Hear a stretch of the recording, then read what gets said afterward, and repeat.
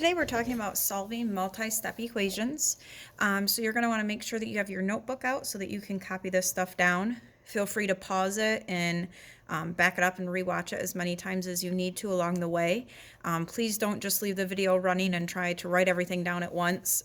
Make sure that you're pausing along the way so that you are understanding the material. So this says I can write and solve multi-step equations. So today we're just going to work on solving them, and then we'll get to word problems where we have to write the equation. So first, we always want to apply distributive property if it's there. So that would be like the parentheses in your order of operations. Then combine like terms if needed.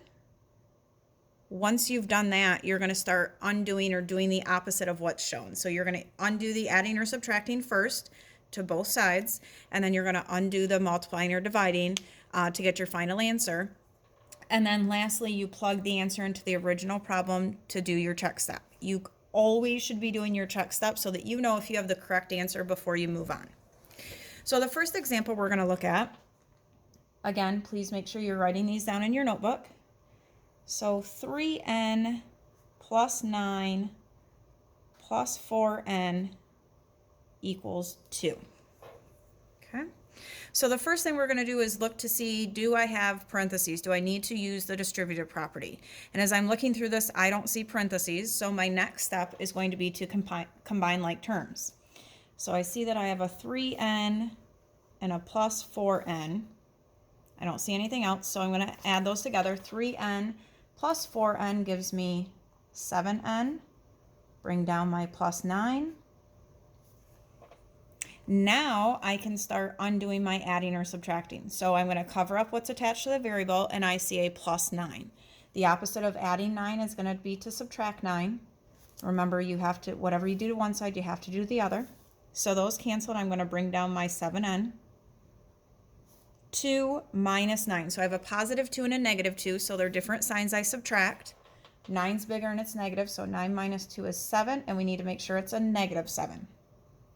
Next, I'm going to undo the multiplying or dividing. So it shows to multiply by 7. We undo that by doing the opposite. So I'm going to divide by 7. 7 divided by 7 leaves me with 1n, which is the same thing as n. A negative 7 divided by 7 gives me a negative 1. And now we're going to plug this in to check it before we move on to make sure we have the correct answer. So I'm going to go back to my original problem. And everywhere I see an n, I'm going to plug in a negative 1.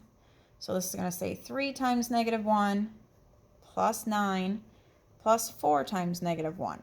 And when I work this side out, we want to make sure that it equals 2. If it does not equal 2, then we have the wrong answer. So 3 times negative 1 gives me a negative 3. Bring down my plus 9. 4 times negative 1 gives me a negative 4. So now I have a negative 3 plus 9. That's going to give me a positive 6.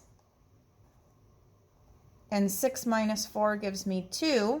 And if you notice, that's what we wanted it to equal. So we checked it. We know we are correct.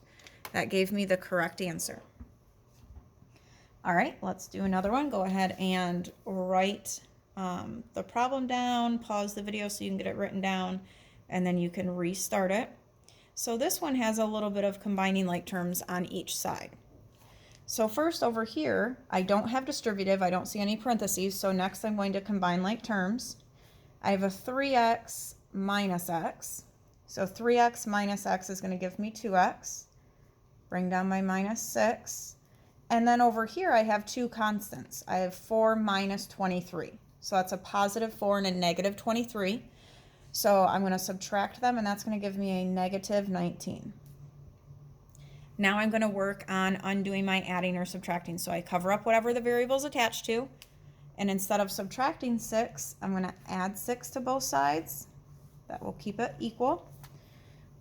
Those are opposites, they cancel. A negative 19 and a positive 6 means I have to subtract them. Gives me 13. 19 is bigger and it's negative, so it's a negative 13. Now it shows to multiply by 2, so the opposite of multiplying by 2 is to divide. Those cancel, and I'm left with x equals a negative 13 over 2, and we can go ahead and turn that into a mixed number.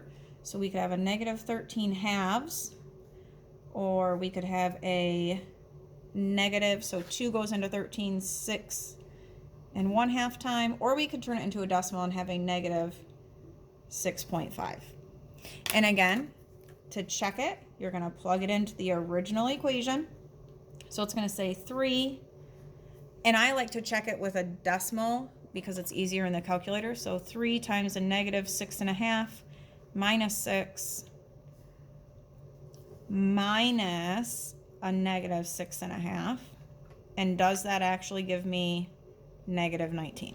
So you can plug this in your calculator and you would find that this side does equal negative 19. Okay, let's try another one.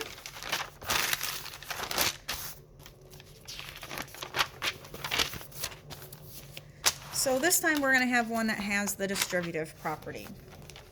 So this example is going to be a negative 3 times 4z minus 7.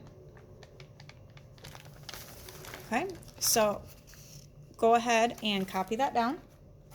Now distribute again means that you multiply the outside term with everything on the inside. So this is a negative 3 times 4, gives me a negative 12, and I keep my z. Then I'm going to do a negative 3 times a negative 7.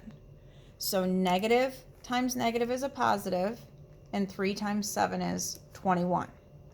I'm just going to bring down my negative 15. Now it says to look for combining like terms. I don't have anything I need to combine, so now I can just start solving. I'm going to cover up what's attached to the variable. I see a plus 21, so the opposite is to subtract 21 from both sides. Those cancel. I'm going to bring down my negative 12z. A negative 15 and a negative 21 means I can add them together because they're the same sign. So same sign, add and keep. So that's going to give me a negative 36. Instead of multiplying by negative 12, I'm going to divide both sides by negative 12 so that I can get this variable by itself. So over here I'm left with z, and a negative divided by a negative gives me positive. 36 divided by 12 is 3. And again, if we're going to check it, we're going to go ahead and plug it in, and everywhere I see a z, I'm going to put a 3. Your best bet is to plug it into the original in case you did distributive wrong, but you could also plug it into your distributive part. However, if you distributed wrong, then it's not going to necessarily tell you if you have the correct answer. And a negative 12 times 3 gives me a negative 36. Negative 36 plus 21, yes, that gives me a negative 15. We checked it, we're nowhere correct. And let's do one more. 18 equals negative, and then in parentheses, 3x minus 6. Now, if you recall, there technically is a number out here, even though you don't see it. So if you remember, we call that like a ghost 1, so that's like a negative 1. And we're going to have to distribute with that negative 1. So I bring down my 18. Negative 1 times 3x is a negative 3x. A negative 1 times a negative 6 gives me a positive 6. Now we're going to, I don't have combining like terms, but I do need to start with undoing my adding or subtracting. So instead of adding 6, I'm going to subtract 6 to both sides. Bring down my negative 3x. 18 minus 6 gives me 12. Now instead of multiplying by a negative 3, I need to divide both sides by negative 3. My negative 3's cancel. I'm left with x, and 12 divided by negative 3. So a positive divided by a negative gives me negative 4. And then to check it, we're just going to plug in a negative 4 in place of x. So negative 3 times negative 4. So a negative 3 times a negative 4 gives me a positive 12. And 12 plus 6 gives me 18. Yes, I have the correct answer. I know that negative 4 is my final answer.